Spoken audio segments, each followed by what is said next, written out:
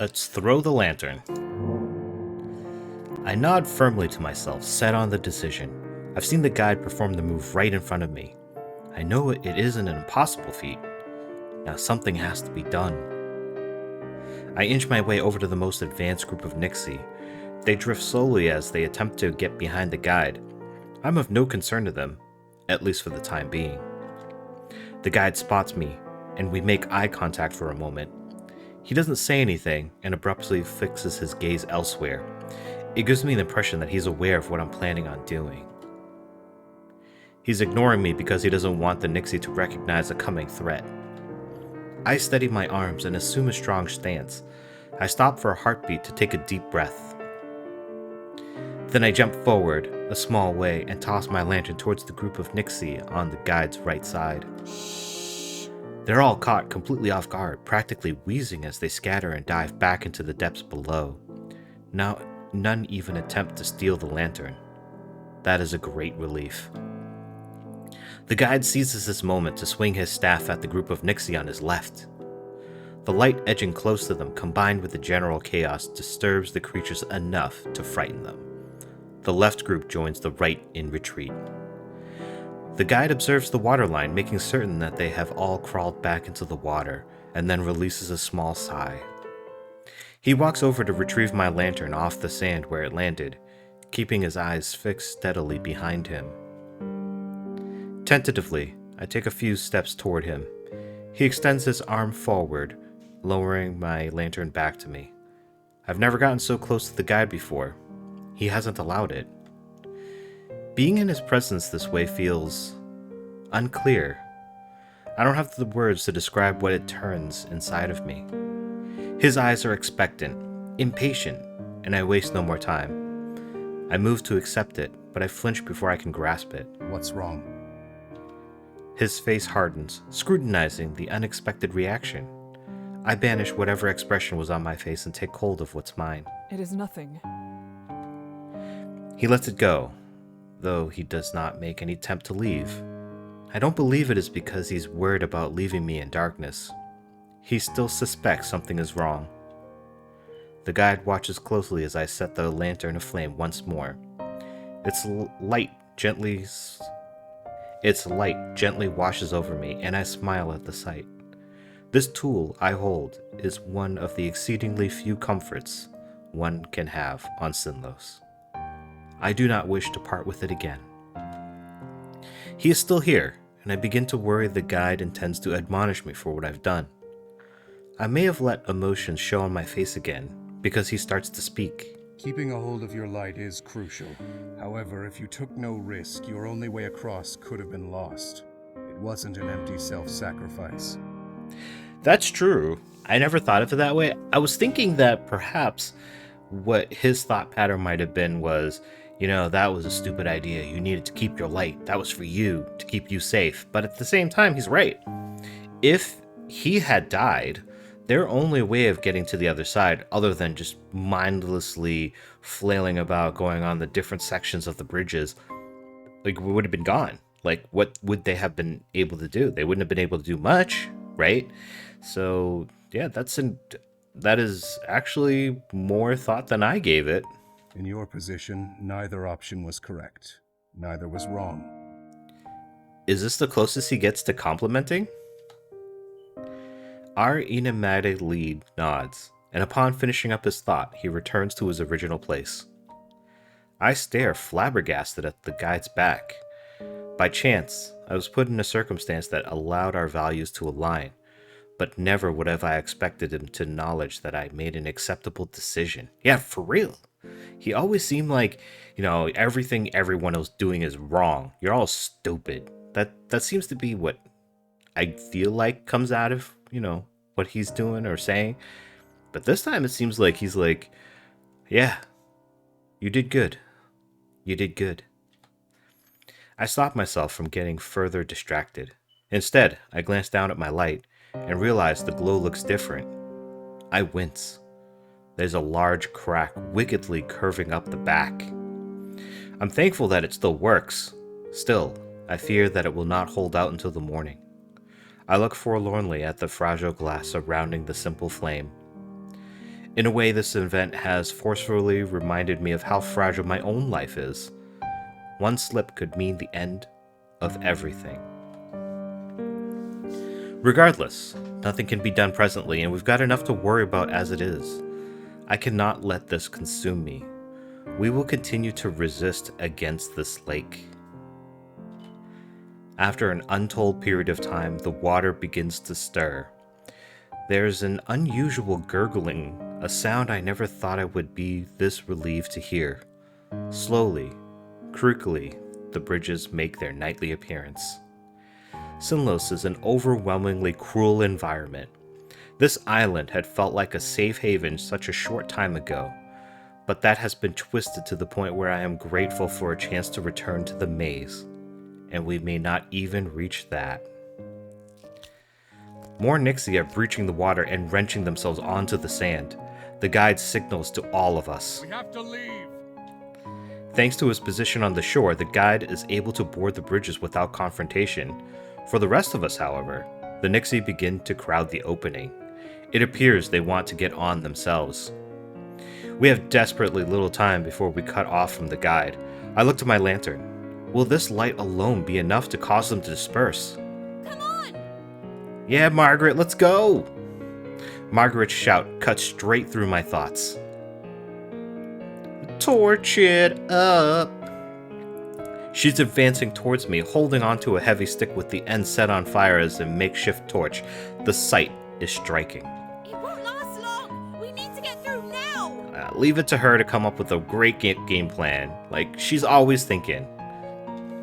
She needs not say any more. Three of us push our way forward. As we advance, Margret relays her plan. We'll toss the branch when we get close. The smoke spewing off this thing is making it even harder to see than usual. So you tell me when it's time, Kikka. You got it, girl. I can do that. The shore approaches closer and closer, and every single one of the Nixi turn their attention towards our small group. Now! After alerting Margret, she gives her all to hurl the flame ahead of us while avoiding setting the bridge itself on fire. The monsters flee from the torch. A path is clear. We waste not one moment sprinting towards the bridges. With the others near my side, I amble back into the maze. We don't stop until there is a considerable distance between us and the shore. It is there that we encounter the guide. Upon seeing his figure, I hide a sigh of relief. We haven't been left behind. You know, that is a concern, because the guide, he kind of is like, he has had the motivation, or maybe even the history of just being like, all right, I'm out. If you guys don't follow, that's on you, but I'm out of here and peace, you know? Like when he was like running across in the first half of the journey, like he was just like booking it before they hit Lou. Yeah, so it wouldn't have been too much to think that with the bridges taking a long time to come up and having less time to actually cross, and finally the bridges come up, it would feel like it would be the best time where he'd be just like, all right, well, if you can see my footprints on the bridge, you can follow me, but otherwise, we out. You know what I mean? Our arrival doesn't change the guide's empty expression. He doesn't say or do anything, instead allowing all of us to catch our breath. Bemelle starts to laugh incredulously through uneven breaths. Such recklessness. I can hardly believe it worked. I can't, only because we went through this one time. Margret chimes in, equally as amazed and exhausted. I don't know how we managed to do nothing wrong. That feels far more fitting for this journey.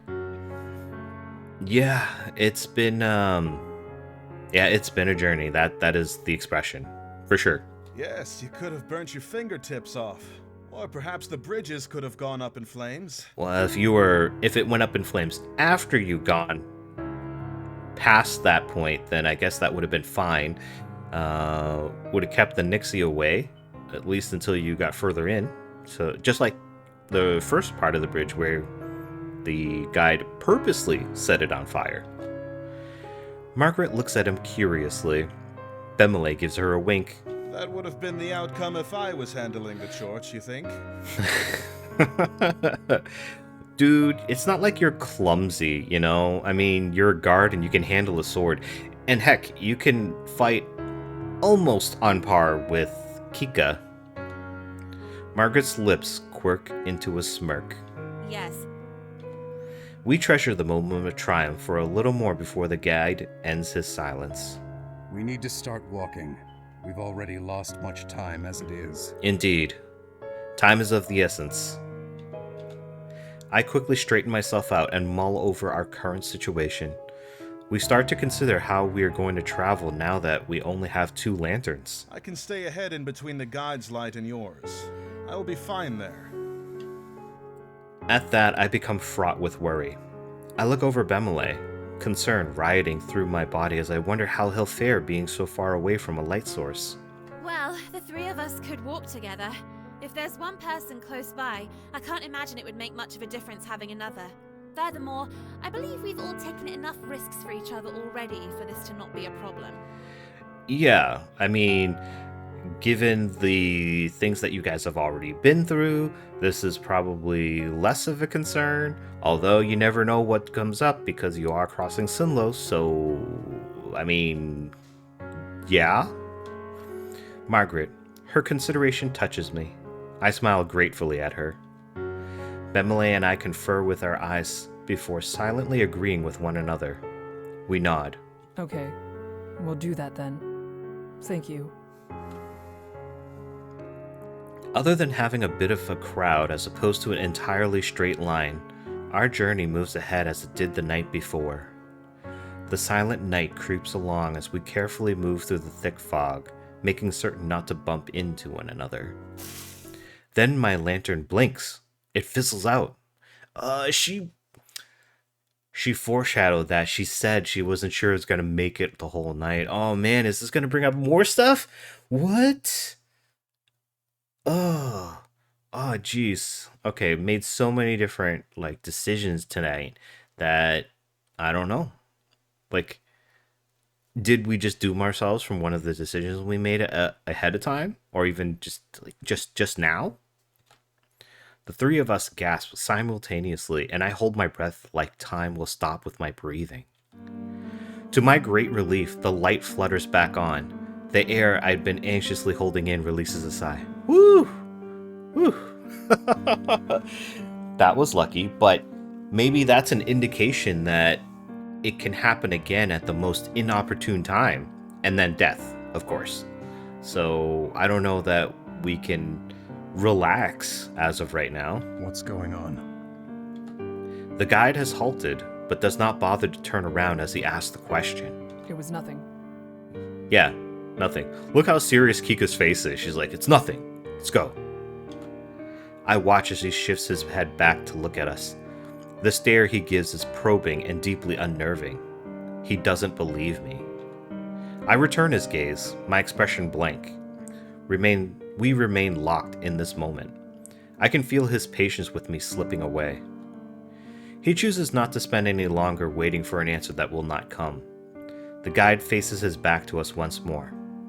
He acts without a word, but I know he isn't satisfied. Our small group shares anxiety-ridden looks as the guide... Sorry, let me reread that. Our small group shares anxiety-ridden looks as the guide moves ahead. So, this doesn't seem good at all. So, in the Bemelle 2 run, he was injured, and we got to see just how, I don't want to say cowardly, but just how undermining of a character he is, because, I think, I could be wrong, but I believe he even outwardly says or confirms that if he had taken the medicine that he wanted to take for his injury where he wouldn't feel any pain, he would have just left them. Peace, but be gone, you know? But in this one, he's not wounded, but he's still, with us for now. But because he's dissatisfied with Kikka, he was cool with her just a moment ago on the beach when she helped him out. And now he's dissatisfied. He's like, you're holding stuff from me. You're lying to me. I don't trust you. So I feel like he wants to just like book it and be like, all right, you guys are on your own because you're not going to take me down with you. So I feel like that might be something that happens unless there's something we can do to stop him. But it's not like he's injured, and both Kikka and Bemelle are both guards, so it's not like they're going to like force him down. And what's Margret going to do? She's not a physical person. And like the guide is pretty shrewd, so I feel like he would catch on if Margret was trying to confuse him or manipulate him. He seems like he would catch on pretty quick. I look down at my lantern. The crack seems larger than ever. I feel as though I'm cracking with it. There's nothing I could do to fix it should it go out for good. We need to keep going. We shouldn't speak of this. I can feel that they're apprehensive over this situation and undoubtedly curious as to how it happened in the first place. However, this is not the time. I don't want to draw attention to this for fear of the guide catching on. Yeah, because if he knew that their light was done, gonzo, I don't think he'd want to be around. That's why Kikka lied, because she knows, I think we all know at this point, that if he knows that there's stuff going on, that they can't or don't even have a way of protecting themselves without his help, he's done. He's gone. Booking it. Just like marathon runner, boom, Usain Bolt out of here. But the fact that the light came back before he turned back was enough that he was like, all right, well, you guys are, all three of you are sharing the light amongst yourselves, and it's not the best, and you guys are kind of going against the whole like protect yourself in order to try to protect each other, but like he's not wanting any part of that. So yeah, if he found out, he probably would just be like gone. And this dude is spry. He would, for one, he knows exactly where he's going somehow, and also he's kind of like lanky. I don't know, maybe not lanky, but he's not carrying a lot of weight around that he can just move like quick. And he's pretty agile. Like earlier he was on the bridge and he skidded in order to make a turn. Who does that? Like, what the heck? So if he wanted to get the heck away from them and leave them on their own, he definitely could. I don't know if my last choice made it so that we're now going down a death path, but I suppose we'll find out, won't we? The chattering of the Nixi bubbles up out of the darkness, and I gulp harshly. The thought crosses my mind that they too have noticed what just transpired. That's an interesting thought. Like, are the Nixi kind of like... I'd always like just pictured the Nixi kind of like zombie-ish, where it's all instinct and not necessarily like too much thought or much mental processes going on. So, but if they could set up an ambush, or if they could set a trap, or if they could see the current circumstances that are playing out, that would make them way more dangerous than just being like shambling zombies and stuff, which is kind of scary if you're the one crossing Sinnlos. We walk for quite a bit longer. The voices whispering amongst each other has died down, but the squishing and clicking of prowlers has replaced them. It's difficult to trace the exact origin of the sound. All I know is that it's far too close for comfort. The guide stops abruptly, bringing us to an awkward halt. Luckily, there are no impacts between the three of us. Stay where you are. Uh-oh. Has he caught on? Like, does he know? If he does know, right? Okay, I'm just gonna throw us out there. But if he does know, he's never turned his back around. It's like it's rare for him to like seem like he's taking any notice to the people he's in charge of, but it's like always had his back to them, and he's only turned around like very seldomly. So if he knew, did he find out from the Nixi? does he understand their language? And they're like, they are sentient, and they're saying, oh, we just gotta wait for the lights to go out. We just gotta wait for them. Like, I think I saw it flicker, and then he's overhearing it. Or maybe he's even being told by them directly, hey, guide, like, they're vulnerable right now, and we'll let you go if we can have the 3 of them. Like, wouldn't that be crazy? My eyes are drawn to the guide. He's making small movements, cautiously pressing his foot into the boards in front of him at different spots. Could something be wrong with the bridge itself? My theory is proven correct almost immediately. The boards ahead are unstable. They may break when stepped on. Yo!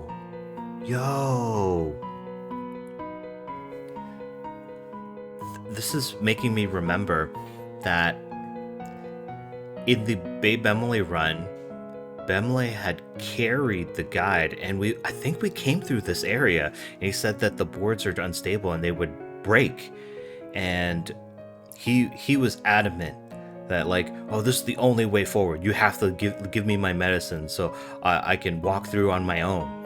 And he was adamant about it. And eventually, after some bluffing and calling of bluffs, he did relent and say that there is another way, but it's more dangerous. So maybe this is the same section of bridge. Oh. Will he use this to cut away from the rest of the group here? And also the rest of the group is at a disadvantage because you can only go one by one, right? Because you can't go as a group, and that's how they've been going, was that they've been huddled together around Kikka's lantern because Bemelle lost his and Margret's is gone. So, yeah. Huh. Alright, let's see what happens here. Is there another path? He's not going to say that there is, because he can go through right well on his own. This is our path. Move slowly and do not have 2 people on the same board at a time. I will cross first. When I find a stable section, I will inform you. I told Then you. You will follow my lead. See, you can only go one at a time, so 2 people are going to have to cross without a lantern. He doesn't allow us time to answer before darting forward. His steps are light, but beneath him the wood creaks loudly. Why are the bridges this way? They can be burned into ash and will still rise the next nightfall. And yet this spot is less stable than the rest. It is strange. It feels planned. It feels like it's like a trap or a test. And he knew that this was only one of many ways or multiple ways they could go. Because again, in the Bemelle 2 run, he was able to show a different direction, a different path that they could take. And yet, he decided, nope, this is the way we're going. There likely isn't a reason for it. It's just another piece of madness.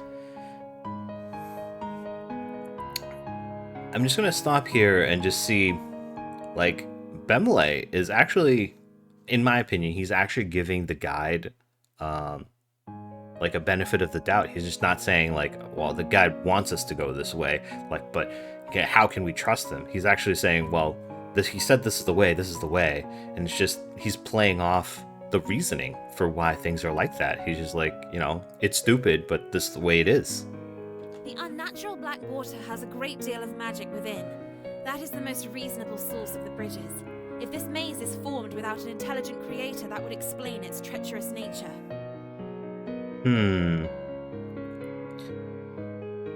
But if it was formed with an intelligent creator, perhaps that could also explain its treacherous nature.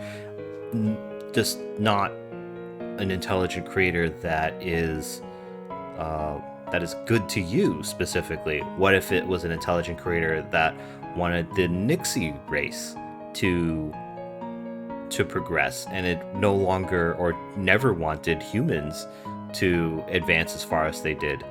That doesn't take away from what she says. It's just, you know, we always look at things from our point of view, which, to be fair, is warranted because that is how we view the world, is from our perspective. But You know, when you're talking about the supernatural, wouldn't it make sense or be prudent to also look at it from another point of view, from the point of view of perhaps that is counter to what makes you feel safe? Having said that, though, I guess psychologically we ourselves wouldn't want to think that way, because we would only want to think about things that happen in our favor, because we would be afraid of our own deaths and mortality and such. So perhaps that wouldn't be. I don't know. People and thoughts are so complicated, and also, I myself complicate things with my own ideas and theories and stuff. The guide breaks his cautious steps, testing the security of the bridge. Where I am now is solid. You only need to reach this position. I have a feeling that one of us is not gonna make it. We'll be right there. I face the others. To ensure that there is enough light for all of us, I will go second. We need to keep enough distance between each other to not break the boards. Okay, so we're not gonna leave two people to go ahead first. Although I feel like that would have been the best move, because at the end, there's the guide. He's got his own lantern, and that would keep Nixi away from that side. And if Kikka had just stayed behind and gone last, then she would hopefully, with the lantern wouldn't go out, but keep the Nixi away from the back end, leaving the other two to more safely go. Although, I guess depending on how far the weak boards extend, perhaps there is a very vast distance that the Nixi could come up between and grab either of them. I don't know. Either way, they're all three of them are trying to stay pretty close to one another, and it doesn't feel like this is gonna be good. It feels like something is gonna happen here. And also, Margret doesn't have her glasses. I feel like that's gonna bite us in the butt here. Bemelle elects to lead and starts going forward, inching gingerly across the trembling boards. After there's some distance, I begin to follow, focused on keeping my movement steady. Margret is the last to leave. The three of us carefully navigating the creaking, sogging wood. We attempt to keep to the guide's path in hopes that the boards will hold. I feel my foot lay heavily on a board. It bends hair-raisingly under me. I wince as I slowly step off of it. I wonder if we should be crawling on all fours to spread our weight over a wider space, but that may make us vulnerable to these creatures. My focus is broken when I hear a shout from ahead. Oh no, Bemelle! Bemelle's foot has snapped through the bridge. Move to pull him back. I instinctively rush forward, but the abrupt movement and added weight causes the board to splinter completely. Oh my god, guys! Guys, I acted rashly. I didn't want Bemelle to die, and that caused us to die because we shouldn't have both been on the same boards. Right? Yep. I hit the cold water like a slap, smacking my head on a falling chunk of wood. All I can do is try to swim back to the surface despite the thick hold of water and growing fog in my mind. Before I can reach it, I feel something latch onto my legs like a grip with an iron manacle. I struggle to kick the weight off, flailing my legs desperately as my air supply dwindles. It only tightens its grip so much I can feel my ankle bones caving in. It drags me further away from the upper world of air, light, and life. I can feel more clawed hands grab me, and with an icy turning of my insides, I realize that it's already too late for me. Yep, this was a death! Oh my god. Despite this, I struggle and thrash about as much as my burning lungs will let me, so that if he fell into the water too, I can at least keep the monsters busy with me. This last sense of purpose keeps me fixated, even as my senses get fuzzy. I'm dragged lower and lower with a vague smile on my face until the darkness completely overtakes me. Yep, and we're dead here. Alright, let's go back, guys. Oh my god. I let my emotions get to me, and yeah, if I used my brain, maybe Bemelle would be okay. Maybe he could pull himself back up. Because when Kikka rushed forward, she went through the boards and hit her head. And so that left her momentarily, I don't know, disabled? Or, I don't know. But it's not like Bemelle isn't, you know, fit or aware enough that he couldn't recover. I just like, you guys, admit it, you guys too, you know. Especially those of you who Bemelle is a favorite character. Yeah, I know you would have done the same if you were in my position. Especially, like, that countdown, man. It gets you. It's like, gotta do it. All right, we're not gonna run to him. We'll just wait and see what happens. I wonder if this is also a death. Despite every cell in me screaming to help, I force myself not to make any sudden movements. Bemelle lifts his foot up from the cusp of the water and places it back on the board in front of him. Okay, yeah, I was right. Okay, yeah. Like, having a moment to think about it, it totally makes sense. Like, you know, he's got two legs. It's not like the whole board, it's just one leg went through, right? I feel like if it were me, though, if I had a leg fall through, like, the whole rest of me would have just crashed through, and I would have been done. Bemelle, he was able to get through it. He got back. Thank goodness. The entire section could have collapsed. Margret looks at us, clearly concerned. A part of the board broke. Everyone is fine, however. You should avoid that section completely. Yeah, because it's broken. All right. You know, maybe part of it, why it was broken, is because Bemelle is a lot heavier. Like, Kikka isn't, like, overly heavy. She doesn't look very, like, large. But that was that one board, man. She said it was hair-raisingly bending, and it was like, ugh. But Margret, I think, is, like, much more, much smaller, I think. Like, definitely doesn't have all the muscles that either of the two of these people have, so she should be okay, especially now that she knows that that board is bad. We're still in much danger as we stand here. I encourage him to begin moving once more. I make sure to skip over the broken board myself when I come to it. As I pass by the hole, I catch a bit of movement in the water, but when I look closely, there's nothing there. It was a Nixi, man. They're just waiting. They're waiting to pounce. After a few more agonizing minutes, everyone reaches the other side of that trap. Exactly, that's clearly the right word for it. It's a trap. Because I feel like not once has anybody said anything about the guide. Is he even still here? Or has he used this time to get way ahead?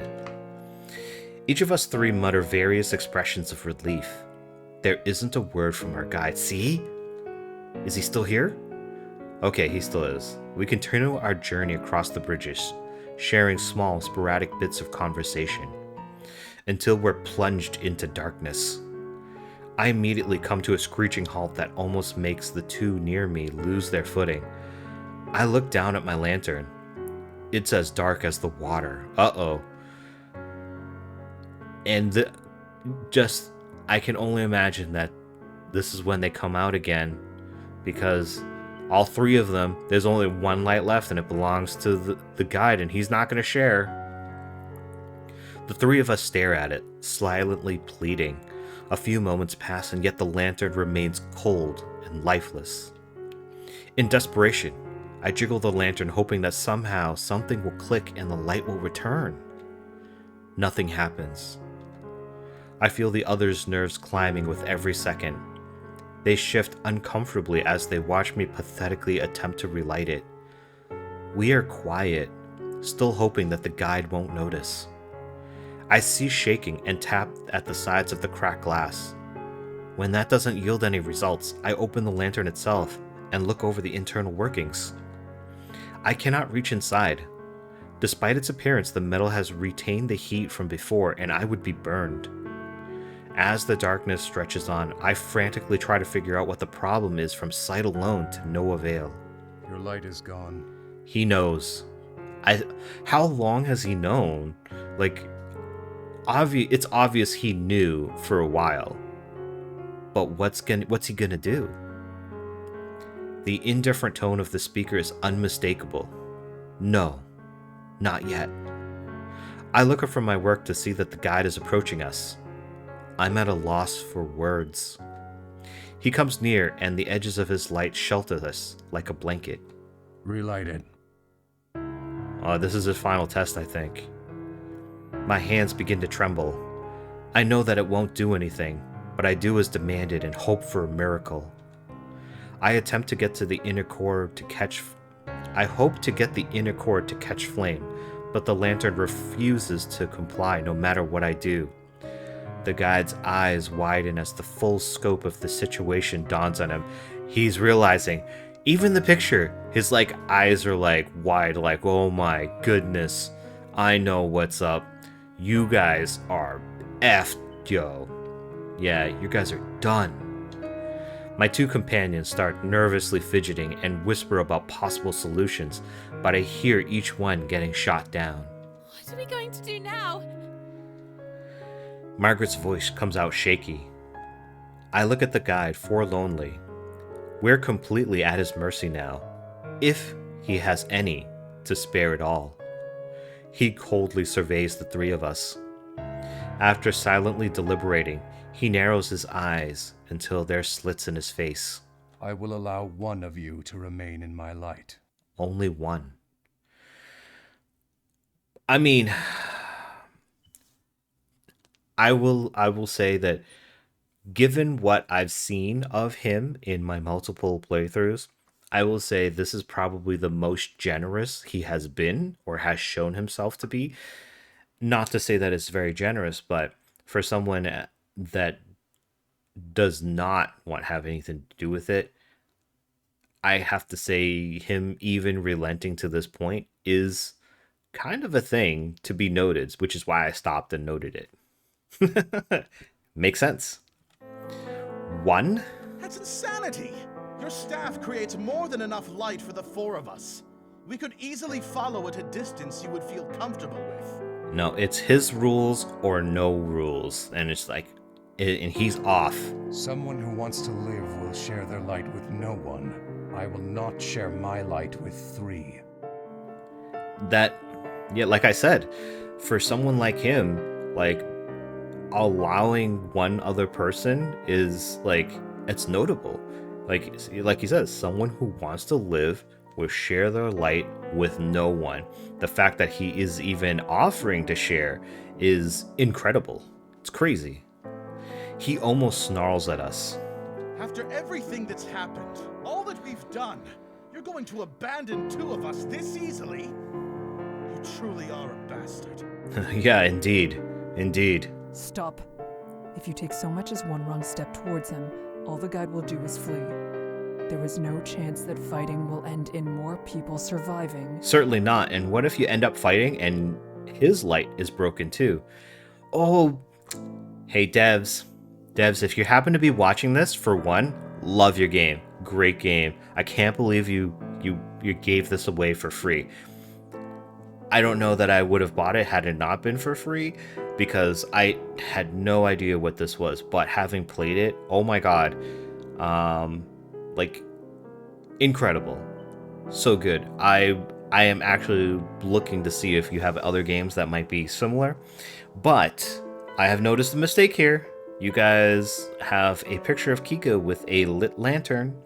That is perhaps just a flaw in the testing, but I noticed it. If you guys are watching, you can run an update and fix it. I don't know what that will take because I'm not really a photo editor. Honestly, I'm barely even a video editor because I do Let's Plays. But yeah, this is just, it's a nitpick for sure. 100%. Absolutely. Nitpick.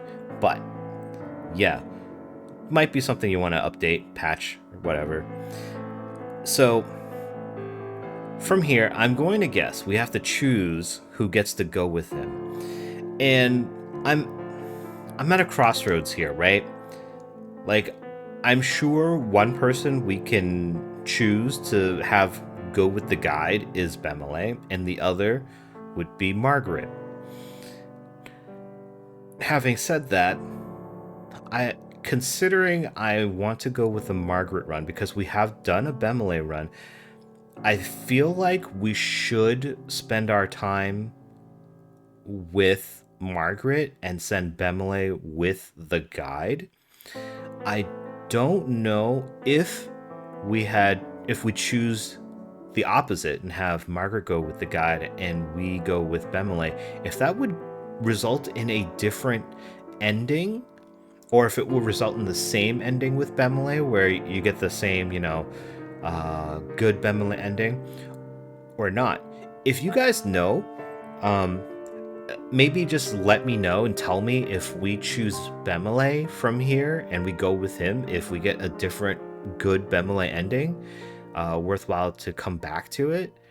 But for now in this run, what I'm going to do is I'm going to choose to go with Margret because, we had a moment on the center island and we had like a very much like girl power moment. So I think what I'm going to do is I'm going to send Bemelle with the guide and it's going to be girl power all the way, and hopefully that'll get the two of them closer together, and perhaps we might even end up at a point where Kikka will have to do something to help or save Margret and maybe get them even closer.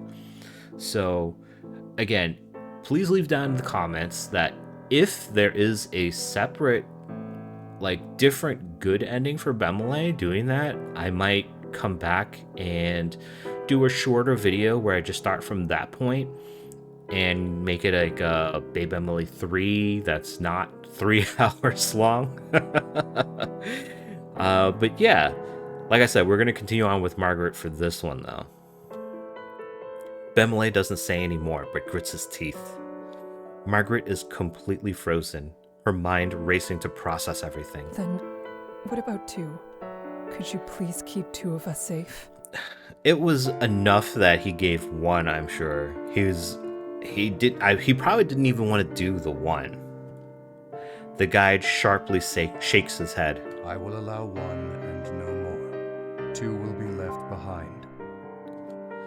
Finality rings out from his words. Lingering at a distance far behind my light will leave you vulnerable. The wisest option is to continuously move, even if it means going another way. Oh man, that's gonna be rough. That's gonna be rough. Because when we went another way when it was just Kikka all by herself, even then she ran into some prowlers and she only was able to get away from it because of her lantern. So without a working lantern, who knows how that's gonna turn out. And with 2 people, I don't know. Bemelle glowers at the guide hatefully. Beside me, Margret begins to whisper something to herself. I can't make out what it is. A torrent of thoughts rip through my mind as I try to find some other way. Kikka. My body stiffens. The guide has never referred to me by name this way. It is jarring enough to gain my attention, even amidst the rising panic. You are the most likely to survive. The offer is for you. Oh, dude! He's not even allowing the other 2. He's just like straight up saying, Kikka, you're the only one. Oh, dude! Is this where we would go if it was the guide run? Because he's offering Kikka. Are we only going to be able to get a chance to do Kikka or no? And it's just like either you go with the guide and leave the other 2 behind, or it's the guide leaves you and you have to try to get the other 2 across? Oh my god, I don't even know how this is going to go right now. My eyes widen even further. No, I don't want that. I can't be the only one who... No. I turn my eyes to my 2 companions. The both of them gaze back at me, dejected. There's horrifying resignation in their eyes. This cannot be happening. They should be going, not me. They should be the ones who remain safe. I'm nowhere near as sharp as you are. We both always knew that. Of course Bemelle would try to make her feel good about it. Like, he would give up his life for her. Like, he's always been that kind of a guy. There's a fragile, self-deprecating smile on his face. It makes my heart ache. My lantern broke because I foolishly dropped it. And I've already lost my glasses, so... And she got close to Kikka, and now she's like, you know, I can't let you die because of my problems. It was my fault that I'm here, and I have to get what I deserve. That's what she's saying. And, you know, there's a sense to that where, yeah, true. I mean, if you were looking at it from the guy's point of view, yeah, that's your fault. But, man, for Margret to come out and say that, because there's no way that she would be able to make it on her own at all. Like, maybe there's a slight, ever so slight chance that maybe Kikka and Bemelle could have made it because they're athletic, because they're physically capable, and maybe they could have run like the wind and gotten there like by some slim chance. But Margret, like, she couldn't. There's no way she would have been able to make it. I shake my head, refusing to watch them give up so easily. I turn to the guide's face one last time, begging him mentally. He is empty and unflinching. It needs to be done. This is what it means to cross Sinnlos. I mean, I get it. Like, you have to have a certain demeanor to cross. It's so dangerous that you have to look out for numero uno, in yourself. And having sympathy and compassion for others could lead you to die. And perhaps that's what he's saying here, is that's what it is. But that's such for one, that feels like a defeatist attitude, but at the same time it's kind of crazy just to think, you know, that you have to have this kind of mentality. You have to shed your humanity in order to survive. And sure, you know, maybe back in primal days, that was the only way to survive. But it feels like, you know, in a civilized society, we shouldn't have to do that. Which makes it feel all the more difficult when you're going through this time, and they have no defense against the Nixi or the Prowlers or anything like that. So in that regard, it does feel like primal times, where you truly do need to be ruthless in order to keep yourself safe, or even just alive. Unsafe, but alive. And look, there's a whole bunch of Prowlers right behind them. The heavy words sink into me as I stare towards the void that eagerly awaits two of us. Oh man. Alright, I'm gonna save here. I think I failed the Margret run, guys.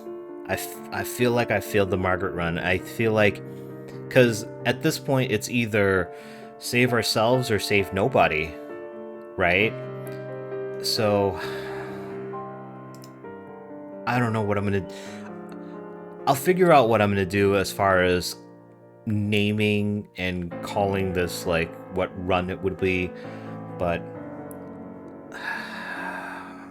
I don't feel good about leaving Bemelle and Margret behind.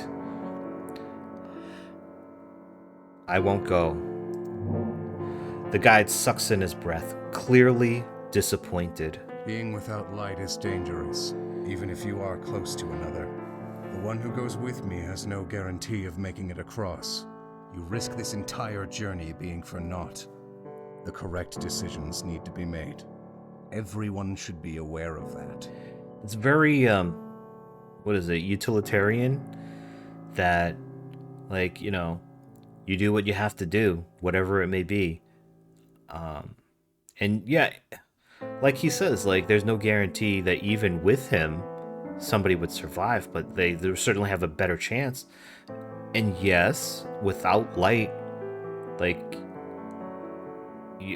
your chances are almost nil. In addition to, like, he's definitely not going to wait for you. He's just going to go.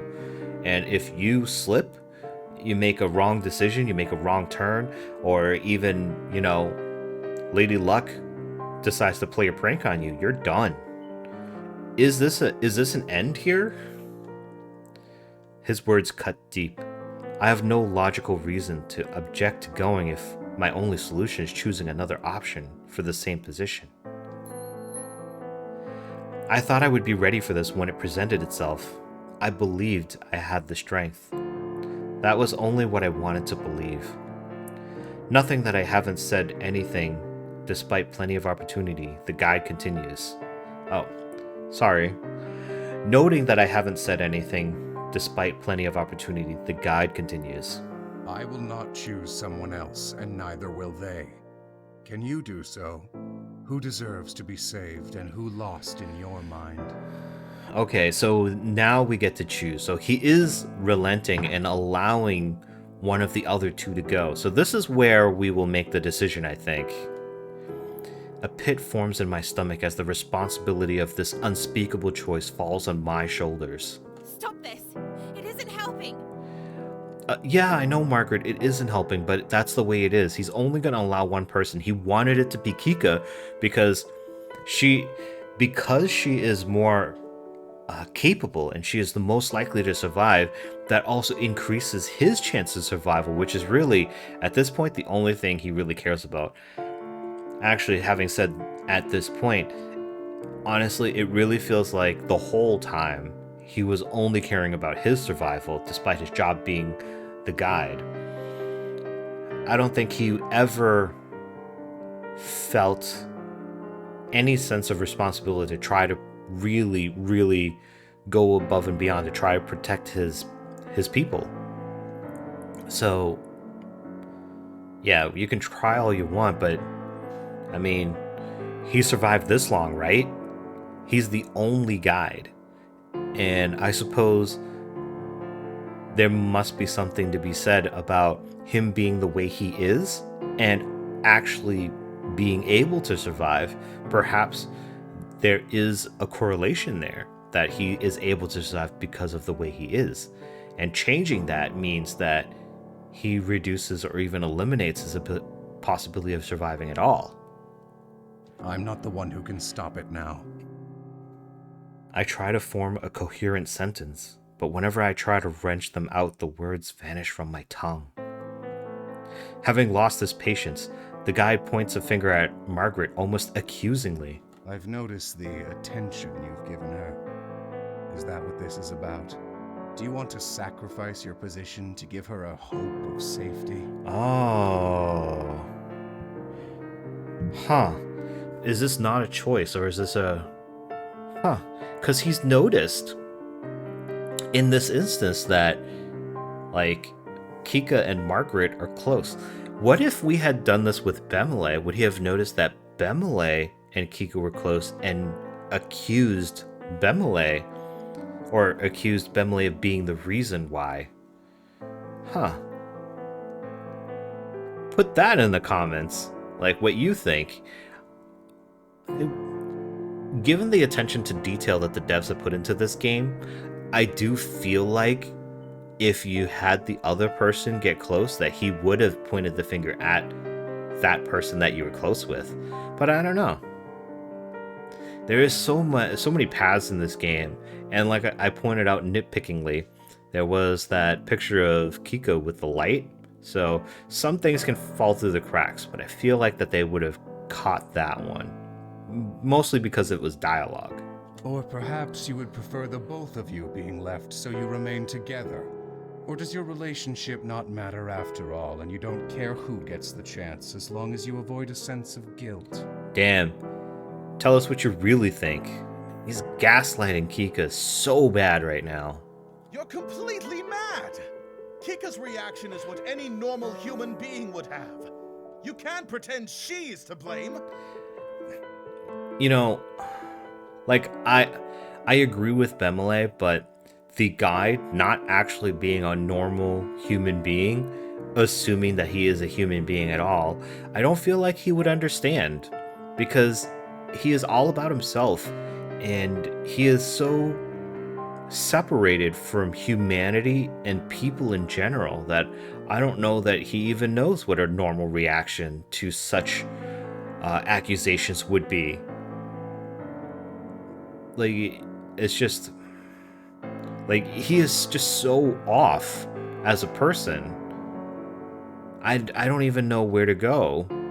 Again, assuming he's a person. I still have my doubts. I harbor some difficult opinions about that.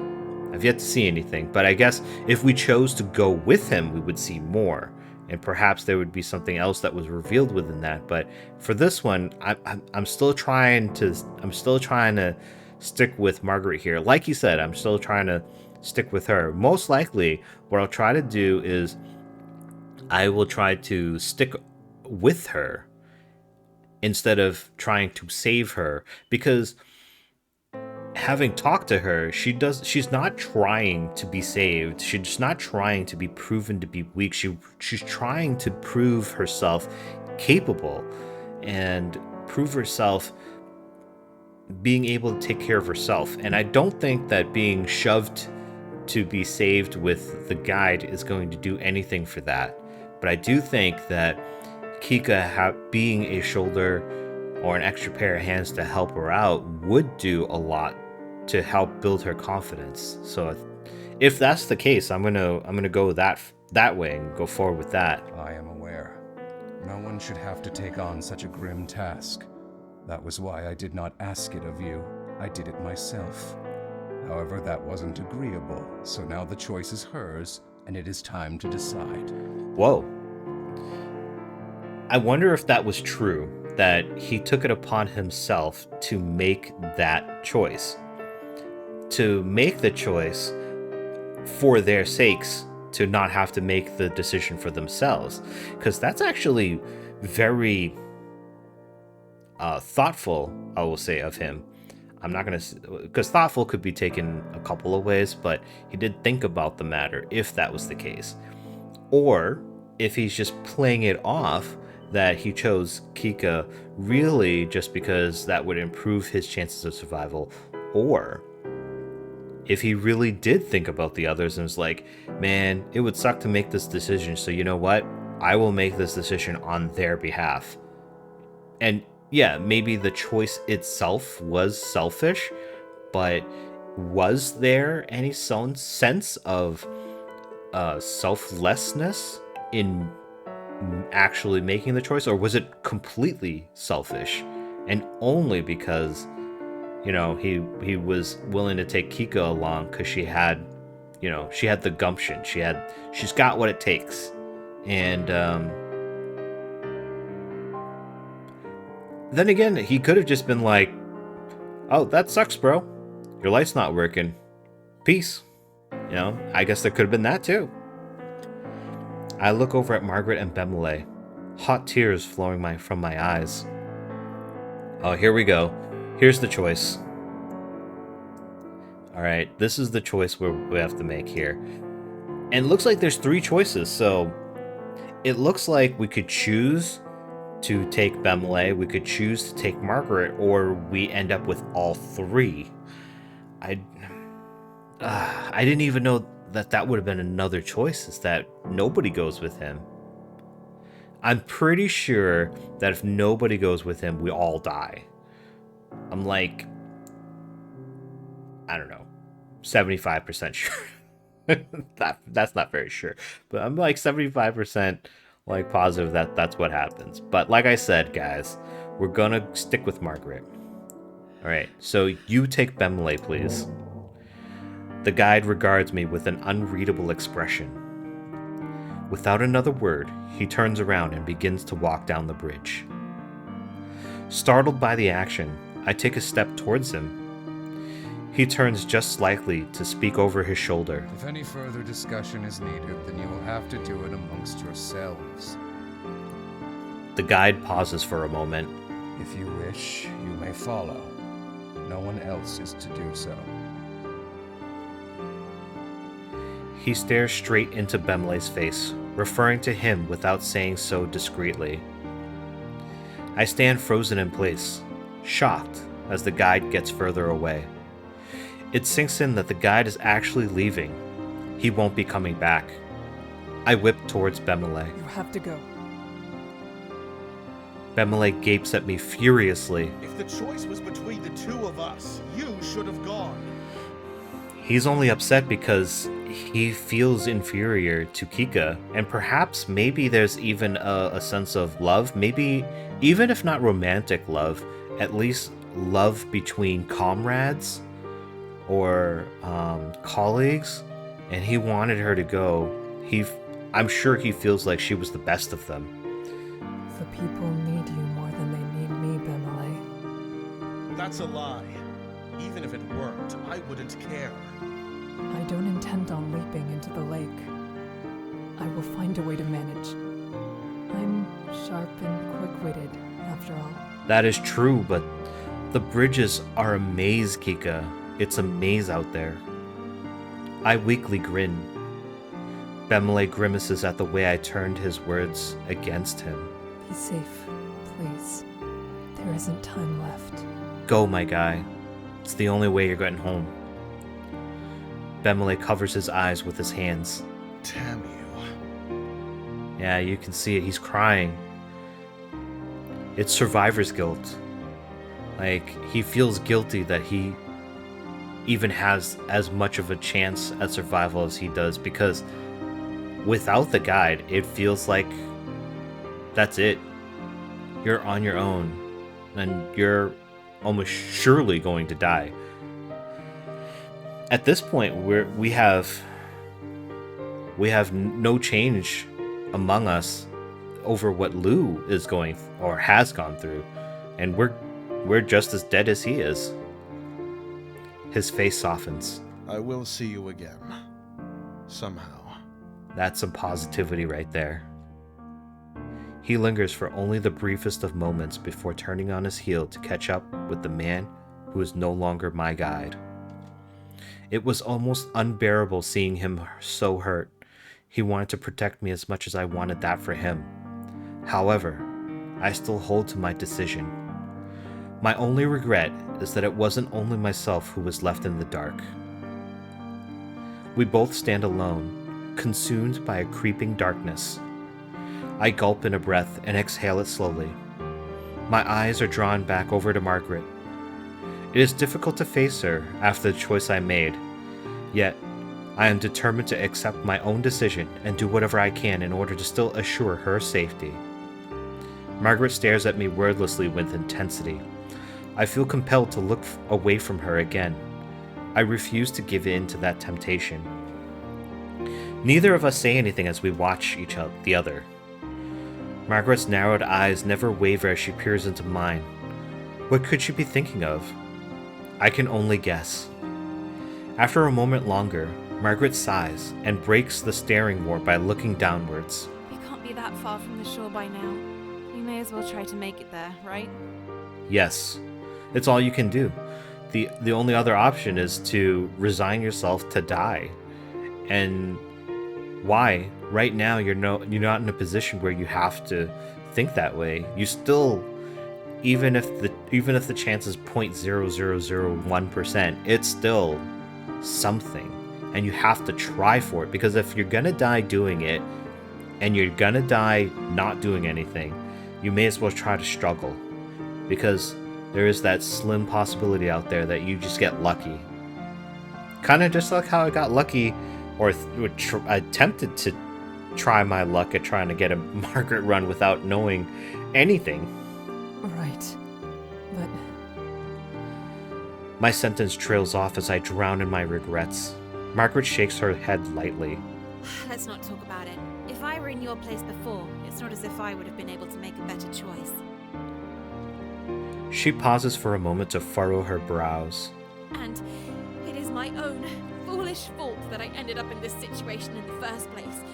Blaming you for any of it would be the act of a child. I hope the two of them can, like, get together and, girl power it out of here, because, I don't know. It's just, Sinnlos is so, it's so damning. It is painful to hear her speak in such a way. I don't deserve this much understanding, not after what I did. Kikka feels guilty too, because, like, she had to make a decision on who lives and who dies. But at the same time, she wasn't given the choice to try to save everybody. Her options were only so limited, and she made the best decision that she could. It's life, but I mean, she made as much of it as she was able to. Still, she has a point. I shouldn't get caught up in my desire to apologize. This isn't over yet. The two of us dash forward and take another branching path out of the bridges. We continue to race across Sinnlos, bridge after bridge. Many glossy arms reach up from the lake over the sides of the bridge towards our ankles. Luckily, we're able to pass by each one before any can grab hold. Margret teeters a little behind me and puts in her all to keep up the pace, despite the fact that it's clear she doesn't have very much experience with this kind of thing. Oh man. Dudes, it's the Prowlers. Our confidence is shattered as we turn down another path and are forced to come to a halt. In the distance, we see it. A mass of slow-moving creatures creeping our way. I narrow my eyes. Prowlers. Yep. I turn behind me, only to see more Nixi as they begin to rise up from the waters. They stretch their crooked limbs across the boards. Droplets of cold sweat begin to run down my back. There is no clear path any longer. Even if we light a match to set a side of the bridge on fire, it's possible that not all of them will leave, and then we'd be trapped by both flames and monsters. It would also put others at risk if the flames spread to them. I slowly slide my hand down my side and reach for the hilt of my sword. I leave behind the broken lantern. That won't do anything for us now. Wait.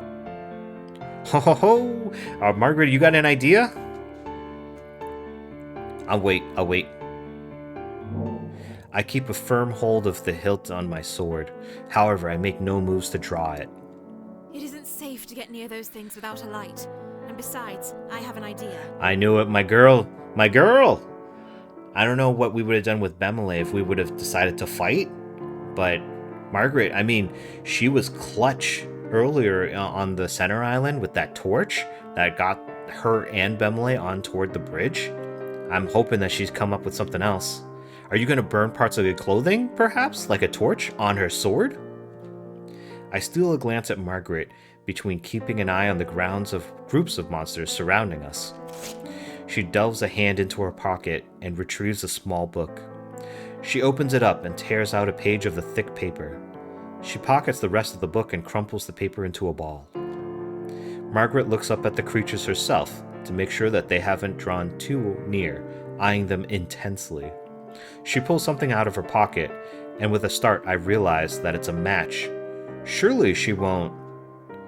Margret catches onto my worried expression and shakes her head. I'm not going to throw this onto the bridges, if that's what you're thinking. Is she gonna light fireballs and throw it at the monsters? Kind of like Hadouken! She focuses back to her supplies and ignites the match. She lights the paper ball on fire and tosses it off the side of the bridge directly into the water. Oh, so that they grab at it? Because I think the guide said something that like they try to snatch at the lanterns. So maybe she's trying to use this as bait or distraction. The incoming light scares off some of the Nixi, who scatter back into the depths. Amazingly, the light isn't immediately extinguished. It continues to burn atop the surface. The water is too dense to be disturbed by the slight weight of paper. I crack a large smile at this sight. That's excellent. You are truly clever. She really is. Oh my god, dude. She wasn't She wasn't joking when she was talking about cultivating her intelligence and her mind. She's something else, I gotta say. Margret flashes me a grin of her own. I would certainly hope so, considering how much credit I've rewarded myself for my supposed intelligence. That's exactly what I was saying, Margret. That's exactly what I was saying. She creates a few more paper torches and starts walking forward, tossing them on the lake in all directions. I follow along behind her, watching as the remaining Nixi retreat further away from the multiplying lights dancing on the water. As soon as the area is thoroughly cleared of danger, the two of us march on ahead. The sloshing sound of water captures our attention. I look back. There's a motion under the surface, enough to begin displacing water. The lights start to go out from the splashing, if not becoming completely swallowed by the lake.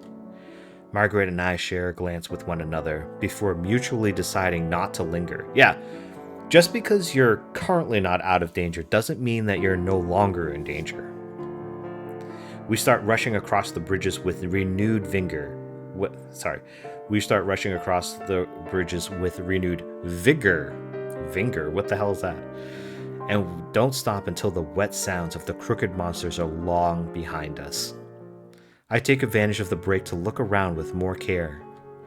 It is nothing but the essence of Sinnlos, bridges, fog, and the lake itself. I can see neither the interloping guide's light nor the shore. We are completely and utterly lost in this labyrinth of ever-changing bridges. The atmosphere surrounding this place is even more oppressive and dense in the dark. Now that I've been forced to take in our situation, I am engulfed by the sheer emptiness of it all. The silence is deafening. It then dawns on me what that means, and I wildly turn my head left to right to scan the area. There's nothing here, not even a glimpse of movement. The black water waits almost peacefully in the gloom. It's unbelievable. Sinnlos is the Nix's territory. They felt inescapable. However, this lake is vast, and the Nixi are not omnipresent nor omniscient. Of course. Are they after the other two? I feel a surge of hope well up in my chest. What are you talking about? Yeah, Kikka, what are you talking about? Fill us in. Margret asked me through her exhausted, wheezing breaths. There aren't any Nixi in this area of bridges as far as I can tell. We may not have to worry about them for now. For now? We should take this opportunity to fully rest. Then we can progress somewhat slowly for a time. Capturing the attention of those beasts with loud steps is something we must avoid. Absolutely. Yeah, they must have a way of hunting down people on the bridges, but it's not like when you were walking with the guide that, unless somebody had some like heavy footsteps, but they have to find a way to hunt, and maybe some of that hunting style or the way that they hunt is with the light, in addition to the footsteps. She perks up. Yes, you're right. That sounds like a plan. The two of us stand quietly together, regaining our strength for the path ahead. Being in such complete isolation with no end in sight is a strange sensation. It drains me of motivation, making me feel as though our existence has already been lost. But one look at Margret is enough to shake me of those such notions. We can't give up now. Despite the nothingness that encompasses us, we still have much to lose. Our lives. After a short period of time, we start to make our way across the bridges as cautiously as possible. Margret and I walk together side by side. We stay ever vigilant for any sounds of danger from the lake. She sighs softly beside me with a shake of her head. Oh, if only I had thought of that paper trick sooner. The guide might have let us stay. Honestly, I really doubt it. I really doubt it. Just one trick is not enough to change his opinion, I don't think. Because he had tricks of his own, like setting the bridges on fire, but that's still, even having tricks like that would not have made him feel safe enough or confident enough that he would be able to make it to the other side. And at this point, I feel like that's really his only and main and only concern. Don't blame yourself for that. The guide likely would have said that it agitated the Nixi too much, or could set the bridges on fire accidentally and was too risky to attempt. I agree with Kikka, absolutely, 100%. You have it on video right here. I said all of this before she said it. Margret smirks slightly and snorts at my meager attempt to voice the guide's thoughts. That is exactly what he would have said.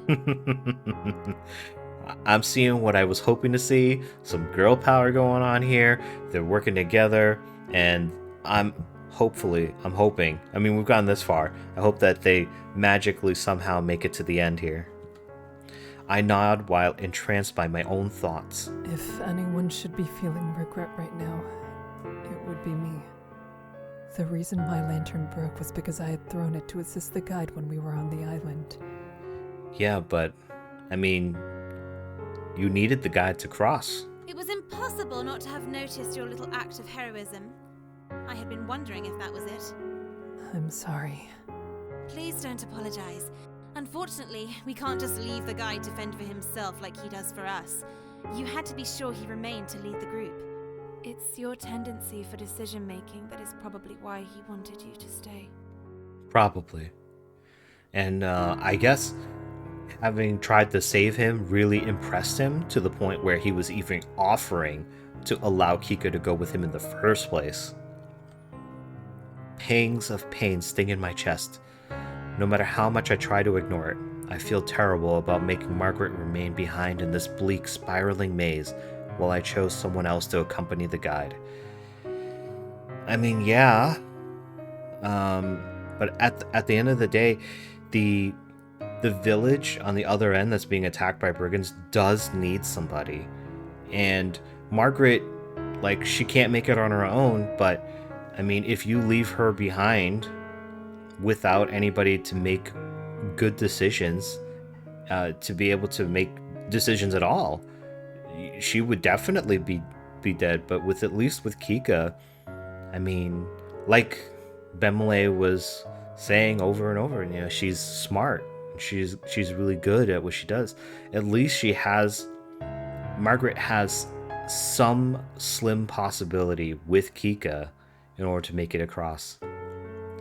I dip my head down in a hot flash of shame. You couldn't force the guide to take the both of us. You tried. She really did. She wanted the guide to take them both, and she was going to be on her own, but he was not having it. Tears form in the corner of my eyes at her gentle words. You're far too kind, Margret. No matter the situation, I still made a decision, and it wasn't to ensure your safety.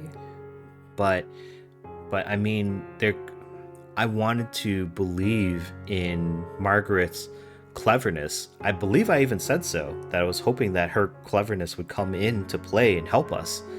And that might be something that is heartening to her.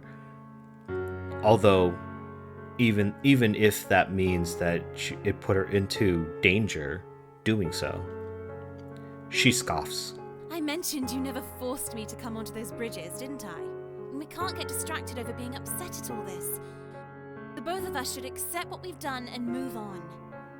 That is a very healthy way, and honestly, at this point, a needed way to think in order to keep your minds together, to keep going and moving forward. Otherwise, you're all lost. I weakly nod at her initially, though as I give her words some thought, I nod again with confidence. I can make amends after I've gotten her safely to the other shore. That's the way you need to think. Get her across and save her. Don't think about anything else. If you feel bad about it, then you can try to make it up for it when you're both safe. Because right now, in the same manner that the guide only ever thinks about his own survival, you need to think about survival in general, just to get either of you across at all, because you're going like blind. I resolve to not let it bog my mind down again for the course of this journey. Margret seems satisfied with my response, and so the two of us drop the subject and continue forward. There is still not even a trace of a prowler on the bridges, nor any Nixi in the water. Both Margret and I silently agree to speed it up a bit. I don't know how much ground we have left to cover. However, time is not a commodity we have to spare. We keep at this brisker pace for quite a while. However, eventually, we have to stop for a breather again. A very light but noticeable stirring becomes audible on the lake. I hope dearly that it's only the wind. There is an inkling of fear inside me that it isn't. Oh boy, here comes another one. Just give me a moment. I'm gonna take a moment to get some water. I've been reading for quite a bit, over an hour at this point. Let me just wet my whistle.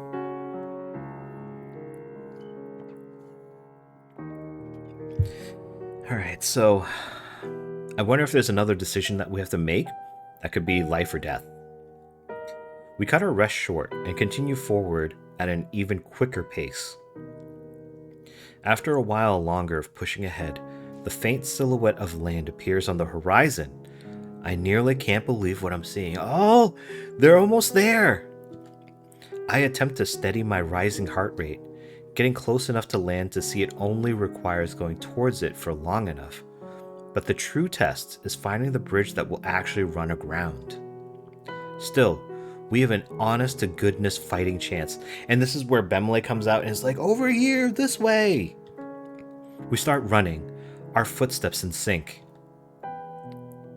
We cross a long path and come across a strange sight. It's a bridge which curves in and becomes more narrow in the middle than usual. Eyeing the dubious bridge wearily, I grow nervous at the idea of getting that close to the edge. Yet, we've never seen anything like this before. Could this possibly mean that this bridge is important? Then I hear it. The whispers of the Nixi. There's no mistaking it now. We've been found by them. Margret surveys the area, looking at the bridge and then to the lake. Her features are marred with concern. However, she manages to keep a brave face on. We should keep going this way. There aren't any other branches here, and backtracking won't help us get to the shore. There's a bit of a limit on how much time we have to reach it. She's 100% correct. They've got limited time, and the fact that you can even see land means that there's probably light starting to come, because there's supposed to be all fog and stuff, and if you're already that close, sometimes you just gotta take that risk, because going back and away from the land in hopes that you find another path that gets to it, that's a dangerous proposition right there. I nod in agreement. At this point, going forward is our only option. Could we possibly use burning paper to distract the Nixi again? It could keep those monsters away for long enough to cross this part. We could run after that. I was wondering that myself, but honestly, maybe because the land is so close, maybe you could do what I would thought, like use, I don't know, Margaret's shawl or something and wrap it around your sword and then light it on fire and use it like a torch for at least just a small section of the bridge, and then you just start running. Margret doesn't reply immediately. She seems unsure of the idea. I realize it may not be possible to balance on the bridge while lighting and tossing paper torches all around. Will you give me the supplies for it if there are any left? I'd like to make some. Margret dons a lopsided grin. She reads me well as I do her. You are very sharp, Kikka, and very kind. Well, Kikka, it seems like because she's the guard, she is much more nimble and maybe even more dexterous.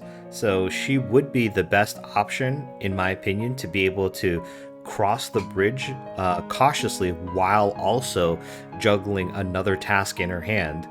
Whereas with Margret, I don't know that she would feel confident enough to do that. I'll crumple the paper ahead of time and hand them to you as we go. Then you can light and throw. There you go. Teamwork. Teamwork makes the dream work, guys. I gesture in agreement. The compromise is solid. Neither of us should be at too much risk if the job is shared between both her and myself. Margret begins the monotonous job of tearing pages out of the book and forming them into balls, while I keep watch for any signs of danger. Once we have a fair amount of pieces to work with, I take out my own set of matches. I ignite one by striking it on my rough leather belt, and Margret hands me a piece of paper. I light the paper ball and toss it into the abyssal lake. The light is jostled by a lone wave that definitely could not have been caused by the wind. They know. The two of us begin to cross the bridge on forcibly steadied legs.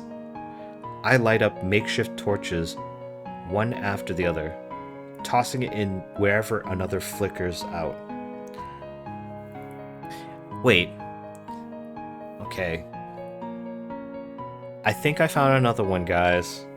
I'm pretty sure it's meant to say I light up makeshift torches, but it reads I light up makeshift touches. But I think torches is the right word because that's what they're trying to like toss out little fireballs to keep the Nixi away. The water around us churns like a mill pond. However, nothing within the lake has surfaced thus far, which is good. You don't want anybody to come up. I toss another fireball onto the water, but something beneath it jerks violently and precisely enough to form a wave that engulfs the flame, leaving the water dark. So they are sentient and smart enough to know what these two are doing and are actively trying to prevent the strategy that they had before. So it seems that you can't use the same trick twice on them. Maybe, who knows, maybe they have like a short-term memory, but like obviously using this fireball trick is not working because they know for sure, and they're trying to avoid it. They want some dinner. Margret gasps and hastily shoves another piece of paper towards me. I swiftly light and throw it out. The water is still for only a moment before the fire is put out again by the splash of an unseen hand. We freeze. I look at Margret from the corner of my eye and whisper to her. Both Margret and I are still in the middle of the narrow bridge, only inches away from the edge. Give me all the paper you have left. I will throw it back the way we came. We need to get these creatures away from us. Yeah, maybe lure it away, make them think that you're moving further?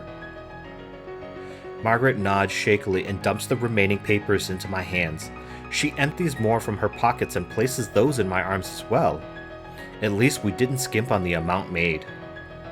I set them aflame as fast as possible, lighting two at a time and launching them at the edge of the water before the fire can consume the paper. A chorus of hisses erupt from the Nixi under the water as a flurry of flames comes towards them. A torrent of splashes echoes from beyond the bridges as they grow increasingly agitated at the foreign objects in their lake. I keep a few paces of paper in my hands and whip towards Margret. Start moving, quickly. You gotta run, quick! Hopefully they're rested. Margret nods, slightly baffled. The two of us start to sprint down the narrow bridge while the Nixi swim around distracted by the flames. Once the previous batch of lights have burnt out, I ignite the rest of the papers in my hands and toss the collection of flames into the lake. This is the last distraction we'll get. We force our feet to go even faster as the sounds of sloshing water and unearthly murmuring grows closer to our heels. I gasp loudly as the bridge below us suddenly lurches to the side. The two of us brace against each other to steady ourselves as the bridge slowly tilts back into place. We gulp as we eye each other. This was not something we had prepared for. The bridge can't hold weight properly. If we step out of line, it could break. Yet we aren't afforded even a moment's reprieve as the sounds of the Nixi break through the haze of racing thoughts. We advance down the bridge, this time more aware of how we place our footing. Our quick pace means some mistakes are inevitable. The bridge starts to tilt again, and eager eyes look up at us from right below the waterline. It bends towards the waiting hands of Nixi, and I pull Margret back while leaning my weight to the opposite side. In a small miracle, the bridge is able to even back out. I release the breath I had been holding. Before the monsters can make a move on us, we push ahead. Finally, the boards start to widen out again. Margret relaxes her shoulders as they stop needing to brush against mine. My heart pounds from the adrenaline that fought against the need to move slowly and carefully despite the insane danger. The chorus of whispers increases as we get out of easy reach. The view of the shore draws steadily closer as we go down the path ahead. As it does, the light of the sun starts to barely peek over through the heavy fog. Margret says something. It's too quiet for me to hear what it was, and I don't have the breath to ask her to elaborate. I'm running incredibly low on energy at this point, and I can tell from the way that Margret is panting, she too is very tired. And then a dull thud vibrates through the boards. Margret? Did she stop and fall? I slide to a stop on the slick bridge and turn to face behind me. Margret is on the ground. I don't waste even one more moment before going to her side. Are you alright? Can you stand? We have to move. She's out of stamina. No, I can't keep running anymore, Kikka. It's too much. There's nothing out there. There's never been anything out there. You can go by yourself. She wants just Kikka to save herself. She's sacrificing herself for Kikka's sake. Margret, my heart sinks at her words. Suddenly, our urgent situation seems much less important. I crouch down to be at her level. She bites back tears and tries to push me away. I know you understand better than most that you can't force someone to do something. I can't do that here. But I can ask if you truly want this. I rest my hand firmly on her shoulder. Margret, you can make it. We can make it. Even if we don't know what's at the end of this path, we can see it with our own eyes. You gotta push each other. You gotta help each other. You're stronger together. Margret looks up at me through the tears. She's scared, but there's no longer a look of resignation. Still trembling, she starts to rise. I stand with her, a reserved smile forming. Once on her feet, Margret takes some deep breaths, trying to calm the panic inside her. She looks at me fiercely and nods. She's going to come. Tears of my own start to fall. We start to run again, and this time we do not stop. We cannot stop. The ever so slowly moving sunrise is our final chance to make it through this nightmare. My fists are curled tightly as we run, our lungs burning from the sharp, humid air. We keep pushing and pushing with nothing but a stubborn refusal to accept that this is the end carrying our feet. Until, eventually, we make it. We practically burst onto shore, rushing onto the solid ground and nearly collapsing. We both managed to distance ourselves from the waterline a decent amount before we earnestly crumpled to the ground and try to steady our erratic breathing. Tears form in my eyes and flood onto my cheeks. We made it. Against all odds, we finally made it to the other side in one piece. I look towards Margret fondly. It fills me with joy that we both are here, just as I believed we could be. She is smiling. A noise beside us brings me out of the moment. I frantically turn to see where it came from. The disturbance is enough to immediately shoot the tension back up. It's an immense surprise and thrill when Bemelle emerges into view. He made it! I was worried as I was reading right there whether or not something happened between him and the guide just like peaced out and left him behind. Because Bemelle was not being very friendly with the guide, and I understandably so, but like, you know, the guide could have just been like, yo, you know, I don't have to deal with this. I'm out, but I'm so happy to see that he made it too. Anyway, sorry. He stands a little ways away, almost gawking at what could potentially be a pair of ghosts in front of him. His momentary shock dissipates and a relieved smile easily replaces it. He murmurs quietly, You're alive. Yes. Did you not believe, bro? Did you not believe? Because believe it, Kikka made it happen. She made the impossible happen, dude. My frayed nerves settle again. He made it to the other side. Our reunion is intentionally interrupted by the final member of our group. The guide, who seemingly materialized out of nowhere, doesn't have a mind to let us get caught up in our emotions on the shore of this lake. I'm just going to pause here. I don't know how much thought the developers want people to read into the wording, but this right here, the guide who seemingly materialized out of nowhere, does that not catch you guys? Like, can he actually materialize out of nowhere? Because I think I brought this up a few times in some of the other playthroughs, but it feels like to me that that's what he's been doing every time, is that he comes out of nowhere. But is that because he's like really like, I don't know, sneaky and such, that he can like move without people noticing? Or can he actually like, you know, ghost like just appear out of nowhere, like for real? It is time to leave this place. There is nothing left for you here. Absolutely. Upon being addressed by him, I rise to my feet. He has a calm look on his face, though there is force behind his serenity. I open my mouth in an attempt to speak, however, I quickly realize I have little idea of what to say. He left us behind, but it did indeed lead to success. Must I admit that forsaking others is correct? Or was that not truly the only way? And then the fog is removed from my thoughts. After everything that has happened, it becomes clear. I harden my face to match his serious disposition. There is something he is certainly right of. This lake isn't a place to linger. Going round and round in circles will never help. We cannot submit our lives or our minds to Sinnlos.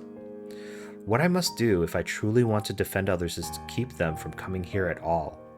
When I return to my village, I intend to make that information acutely known to our elder. For that to happen, we must leave. Goodbye. His eyes narrow as he looks over me. I begin to feel uncomfortable under his scrutiny, but for a moment, I could swear I noticed him smiling slightly. However, it could easily be a trick of the morning sun. Bemelle merely scoffs. It's perhaps for the best that Bemelle is refusing to acknowledge him rather than deciding to get caustic. At this point, nothing can be done about that man. Margret steps over to us and regards the guide with a pointed expression. This will be goodbye for us as well. I appreciate the opportunity you've graced me with. However, I won't be returning here. The guide offers no reaction to her statement. In fact, he says nothing at all.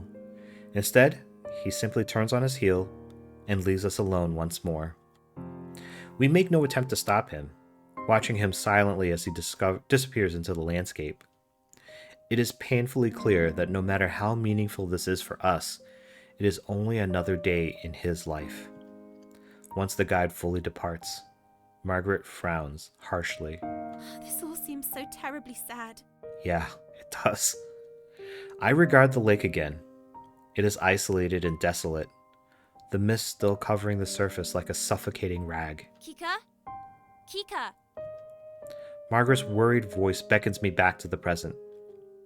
I turn my wistful face to determined as I realize that there's still much to accomplish ahead of me. We can't stay here any longer. I signal Bemelle to start moving out. With my legs strengthening with each step, I move away from the lake. Margret notices and follows behind with no hesitation. I offer her a small smile, seeing her... Sorry about that. I dropped something and hit the mic. Apologize. Just been fiddling with something in my hand. I just kind of like to relieve the tension. I will continue. I offer her a smile, seeing her settle in step with me. We turn our backs to the shore and advance towards the forest. There's a great cauldron full of turmoil between us. Grief, regret, and uncertainty all loom over our heads even as we leave the lake behind. But swirling among them is relief and gratitude, transforming into new hope for the future, the gift at the bottom of the dark pit we had found ourselves in. I know not what I'm going to do with these emotions nor myself. However, I do know what I must do in this moment. Move forward.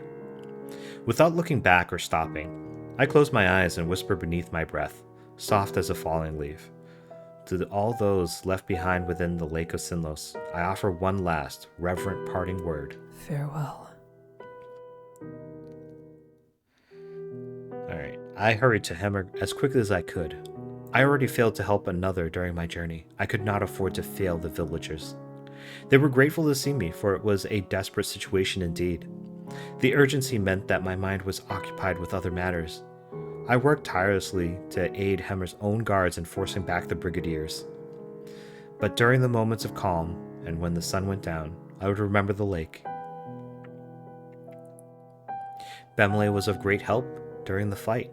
His outwardly positive demeanor lifted the spirits of many around him, but I could see from the shadows in his eyes that he hadn't forgotten what we went through.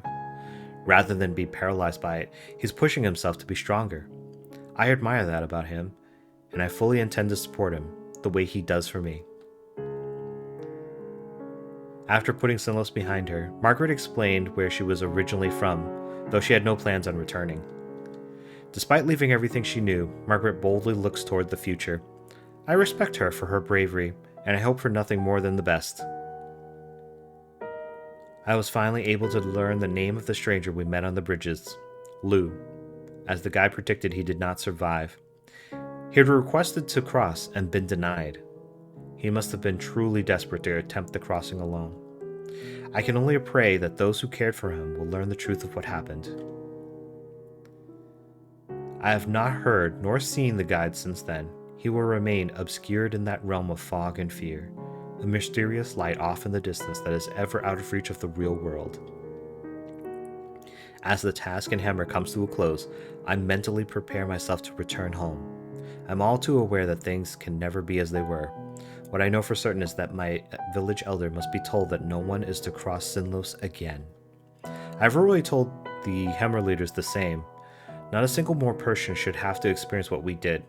Its darkness will remain with me for the rest of my days. Though so much was lost, I believe that our lessons will keep others from suffering the same way, and, in the end, something will be gained. Lake of Voices. Alright, so, guys, incredible. The whole thing with Margret being clever and finding a way, and the fact that Kikka was able to find a way to get her and Margret to the other shore. It's like, what? It's crazy. But I don't believe that I got the Margret good ending. I feel like when we had it with Bemelle, there was like extra CG pictures and stuff that showed a little extra for them, and there was a little extra exposition. Right now, this ending with mostly text seems like it was the same as the other runs that weren't Margret focused. I wonder if there was a different decision I should have made. Should I have instead chosen to go with Bemelle? Would that have been better? Or maybe did I make a wrong decision earlier? I think what I'm going to do is I'm going to stop here, and I will let you guys tell me if I made the wrong decision at the end, or if it was like much earlier. If you'd like to give me a little hint, I would be okay with that, considering how many times I have finished the game.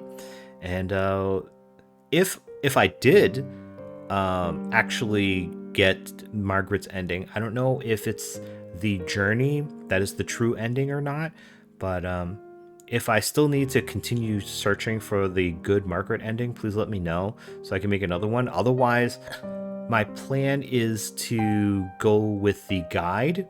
So I believe otherwise, for the most of the run, I think it went along with what the guide would have wanted. So except for at the end, instead of forsaking our friends, I think that's what he would have wanted us to do. I think we would get his ending in that. So unless I get any comments, making any suggestions, I think what I'll do is I'll move on to the guide run, and I will choose that option instead and see if that leads to, I don't want to say a good ending with the guide, but definitely certainly another ending. And then from there, I guess only other option would be to try to bring Lou with us. I feel like somebody always has to die given the description of the game, but I don't know. Can we save everybody? Do we end up having the guide get killed if we are to save everyone else? That is not something that I've thought, but maybe that is the only way to save everyone else. I don't know. If I'm not asking for spoilers, but if you are theorizing and you've not played it along with me, or if you haven't played it, this game, and you don't know and you want to theorize with me without spoiling people, because you wouldn't know if you're spoiling it if you've never played the game. But if you want to theorize, I welcome it in the comments. Please let me know. I would be interested to hear what somebody has to say about it. But anyways, I will hope to find some more time to do another run at some point. Hopefully, I don't know, another weekend. There's a lot of weekends where I'm on call for work, so I try to do what I can. I hope you guys are looking for another run. I am looking forward to seeing more because I know there's a lot more to this game. But I hope to see you in the next one. And until then, everyone, bye.